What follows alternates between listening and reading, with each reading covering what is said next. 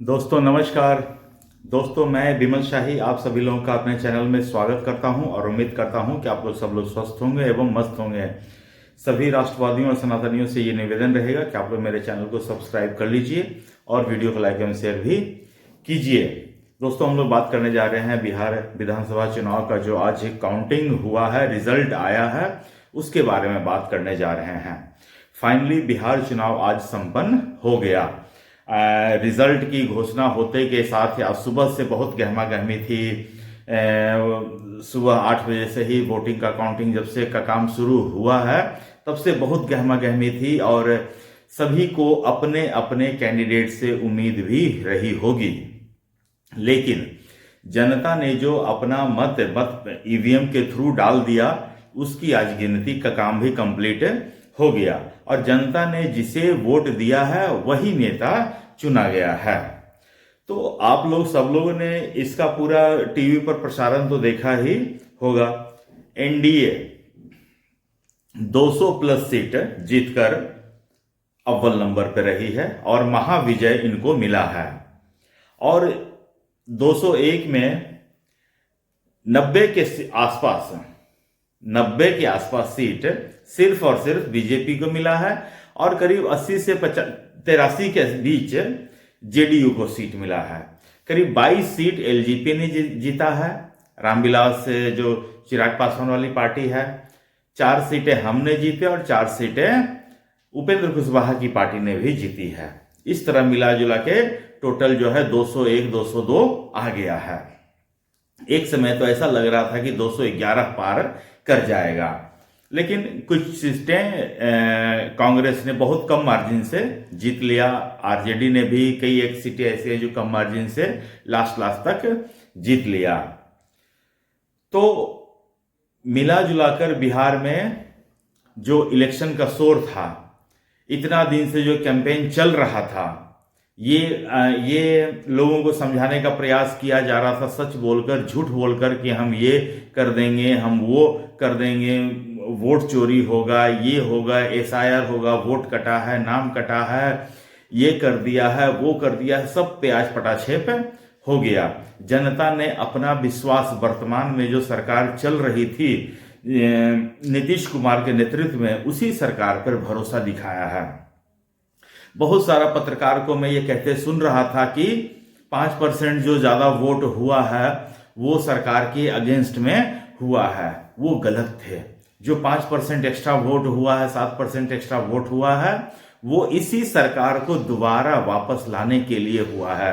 तभी ये landslide victory जो होता है ना, ये ऐसी विक्ट्री 2010 में हुई थी, जब नीतीश कुमार अपने पीक पे थे, बीजेपी अपने पीक पे थे, तब ऐसी विक्ट्री आई थी। और जब से मैं इस चुनाव को कवर कर रहा हूं, अपने हिसाब से, अपने नजरिए से देखने का प्रयास कर रहा हूं, इवन मैं अभी बिहार में ही हूं, मैंने जब से इलेक्शन को समझने का कोशिश किया है, मैं यही पा रहा हूं कि यहां इलेक्शन है ही नहीं, इलेक्शन नाम का कोई चीज है ही नहीं। पूरा का पूरा मुकाबला एक तरफा मुझे दिखा। मुझे ये पता था आज से 1 महीना पहले, आज मैं एक पुराना वीडियो में देख रहा था अपना, 1 महीना पहले जब मेटराइज ने अपना एक ओपिनियन पोल किया था और उसमें उन्होंने कहा था कि 140 से 160 सीटें आएगा। उस समय मैंने अपना भी एनालिसिस किया था। मैंने उसमें कहा था कि बीजेपी और जेडीयू दोनों जो पार्टियां हैं वो 70 प्लस जीतने जा रही हैं, ये मैंने कहा था। और मैंने यही कहा था कि 150 तो इन्हीं दोनों की सीटें आएंगी और जो एलजेपी हैं या जो जीतन राम मांझी की पार्टी है या फिर जो उपेंद्र कुशवाहा की पार्टी है, वो जितने ऐड करेंगे वो प्लस में रहेगा। तो 150 प्लस इन सब की जितनी भी आ जाए, चाहे 20 आ जाए, चाहे 15 आ जाए, तो 60-65 मैंने ऐसा बताया था। लेकिन ये जो विक्ट्री है वो अनप्रेसिडेंटेड है। इसकी न तो किसी ने कल्पना की थी, न किसी ने सोचा था कि इतनी लैंडस्लाइड विक्ट्री आ जाएगी। अमित शाह ने भी अपना एनालिसिस जब किया था तो उन्होंने यही बताया था कि 160 सीटें तक आ जाएंगी। और जितने भी ओपिनियन पोल के बाद एग्जिट पोल हुए थे, उस एग्जिट पोल में भी मिला जुलाकर सभी ने यही कहा था कि 160, 65, 70, कुछ एक तो महागठबंधन को 160-70 सीटें दे रहा था। पता नहीं वो ओपिनियन पोल करते हैं या कहां से अपने मन से लिख देते हैं कुछ, मतलब कि बैलेंस करने के लिए, ताकि डिबेट वगैरह में जाया जा सके। तो इस एक्ट को बैलेंस करने के लिए कुछ एक उनको भी दिला देता है ताकि हम भी रहें रेस में। लेकिन ऐसा कुछ नहीं हुआ। जो जनता चाहती थी वही हुआ। जनता के मन में, मैं शुरू से देख रहा था, जनता के मन में नीतीश कुमार के प्रति किसी भी तरह का गुस्सा नहीं था, किसी भी तरह का आक्रोश नहीं था। तो फिर सरकार को क्यों बदलेगा? और आप कितना भी वादा कीजिए, वादा जो करता है उसकी क्रेडिबिलिटी क्या है, ये भी तो देखा जाएगा ना। लेकिन विपक्ष के जो लोग यहां पर हैं, जैसे तेजस्वी यादव हैं, राहुल गांधी हैं, वो उनकी कोई क्रेडिबिलिटी नहीं रही है बिहार में। खासकर आप देखिए, जब राहुल गांधी वोटर अधिकार यात्रा निकाल रहा था, 16 दिन का यात्रा उन्होंने निकाला, और इस 16 दिन की यात्रा खत्म होते होते उनकी उपलब्धि पर कम चर्चा होती है।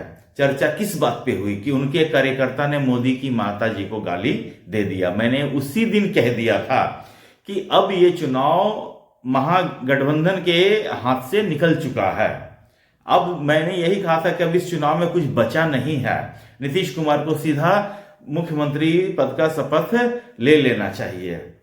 अच्छा, उसके बाद तेजस्वी यादव को लगा कि उस वोटर अधिकार यात्रा में राहुल गांधी को थोड़ा फुटेज मिल गया है ज्यादा, तो उसको कवर करने के लिए तेजस्वी यादव ने अपनी अलग एक यात्रा निकाली। तेजस्वी यादव की यात्रा खत्म होते होते उनका पारिवारिक कलह सामने आ गया। उनकी बहन ने पूरा मोर्चा खोल दिया, ट्विटर पर लिख दिया, फेसबुक पे लिख दिया, सोशल मीडिया पे लिख दिया, और चुनाव प्रचार का जो है बीच में ही छोड़कर वो अपने वापस चली गई। तो उसके बाद भी मैंने कहा कि जो थोड़ा बहुत रहा कसर, मतलब कि कसर बच गया था इस चुनाव में, तेजस्वी यादव की इस यात्रा ने उस पर से भी पटाक्षेप कर दिया। अब इस चुनाव में तो बिल्कुल कुछ भी नहीं बचा है। अच्छा, उसके बाद जो है बाकी रहा कसर जो है, जो महागठबंधन के जो अलायंस है उनका आपसी वैर, आपसी जो सामंजस्य वो बैठा नहीं पाए।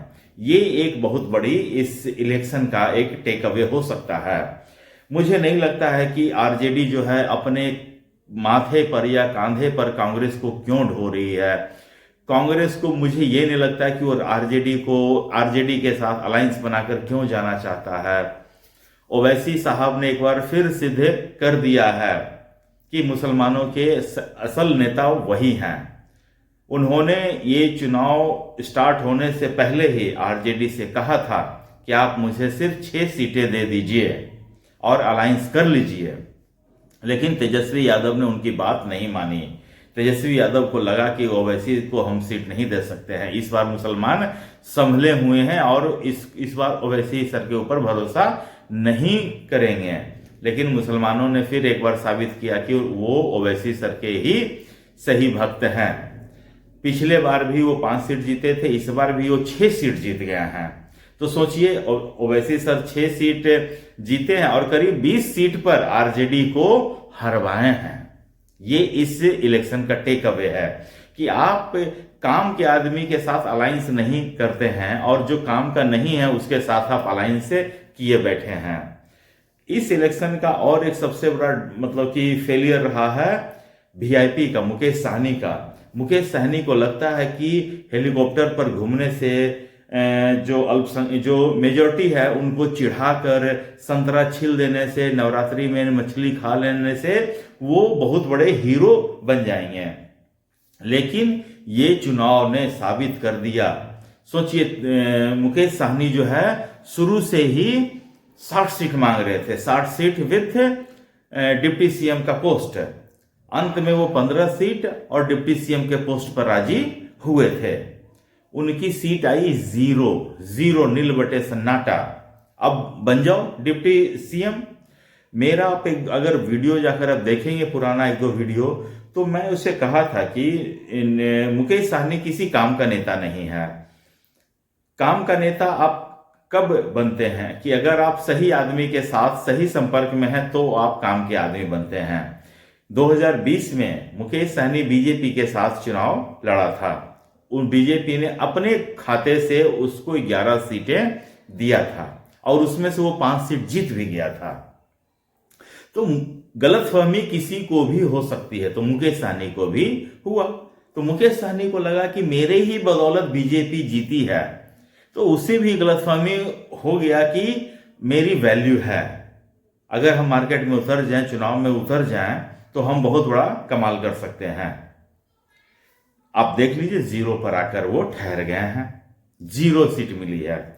उसके बाद एक और इस चुनाव के हीरो रहे, उस आदमी का नाम है प्रशांत किशोर। प्रशांत किशोर 3 साल से बिहार में घूम रहे हैं, 3 साल से। और जब उन्होंने अपनी पार्टी बनाई थी तो उन्होंने कहा था कि 1 करोड़ लोग मिलकर उनकी पार्टी बनाई है। और आप 243 का रिजल्ट देख लीजिए, 0 सीट आया है। किसी भी विधानसभा क्षेत्र में वो 2 नंबर पर नहीं है, तीसरे नंबर पे हैं।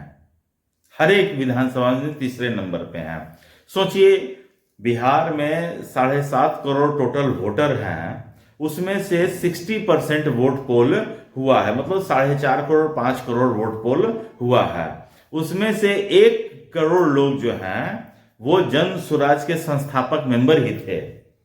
और उस 1 करोड़ में अगर उस किसी का परिवार रहा, पत्नी रहा, माई रहा, बाप रहा, भाई रहा, बहन रहा, अगर एक आदमी के 2 आदमी भी एक आदमी अगर एक अपने अलावा माई बाप या बीवी या बेटा बेटी भाई बहन का भी वोट दिलवा देता तो 3 करोड़ वोट तो जन स्वराज को ऐसे ही मिल जाते हैं। लेकिन फिर मैं कह रहा हूं, आप अगर मेरे पुराने वीडियो जाकर देखेंगे तो आप पाएंगे कि मैं प्रशांत किशोर को ये मानता हूं कि he is a good strategist. वो स्ट्रेटजी अच्छा बना सकते हैं, लेकिन किसी को अच्छा चीज बताना और खुद वो काम करना, डायरेक्टर अगर अच्छा एक्टिंग करने आ जाए तो हो सकता है कि वो ढंग से एक्टिंग ना कर पाए, जबकि उसका काम ही है जो एक्टर है उसको बताना कि तुम ऐसे करो, तुम ऐसे करो।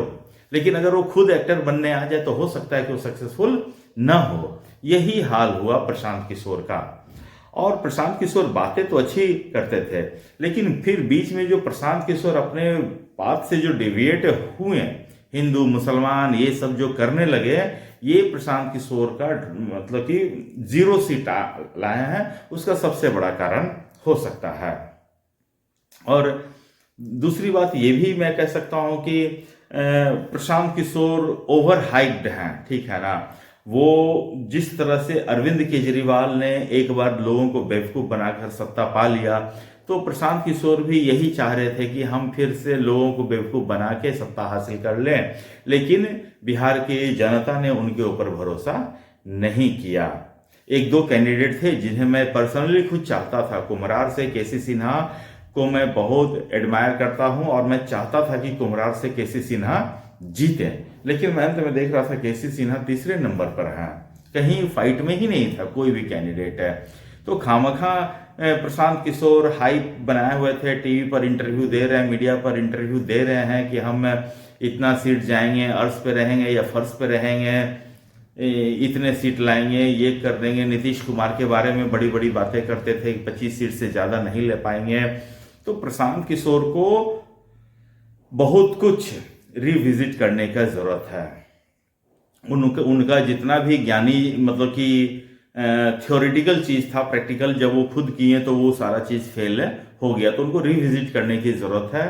और मैं समस्त जो कैंडिडेट्स हैं वो उनको मैं कहना चाहूंगा कि जनता ने जिस भरोसे के साथ आपको जिताया है, उनके भरोसे पर आप कायम रहिए, क्योंकि जनता है, 5 साल बाद आपको फिर इसी जनता के चरणों में जाना है। और जनता का जितना आप ख्याल रखेंगे, जनता फिर 5 साल बाद आपका उतना ख्याल रखेगी। नहीं तो फिर मतलब समय का कोई कह नहीं सकता है, समय बदलते देर नहीं लगता है। तो सभी माननीय से मेरा यही निवेदन रहेगा कि आप लोगों को बिहार की जनता ने बहुत ही आशा और विश्वास के साथ जिताया है। उन्हें एक एस्पिरेशन है कि बिहार को वो बदलता हुआ देखें और देख रहे हैं, लेकिन जितना काम हुआ है अब जो है अगले आने वाले 5 साल में उससे ज़्यादा काम करने की ज़रूरत है, तो ही आपकी क्रेडिबिलिटी बनी रहेगी और बनेगी।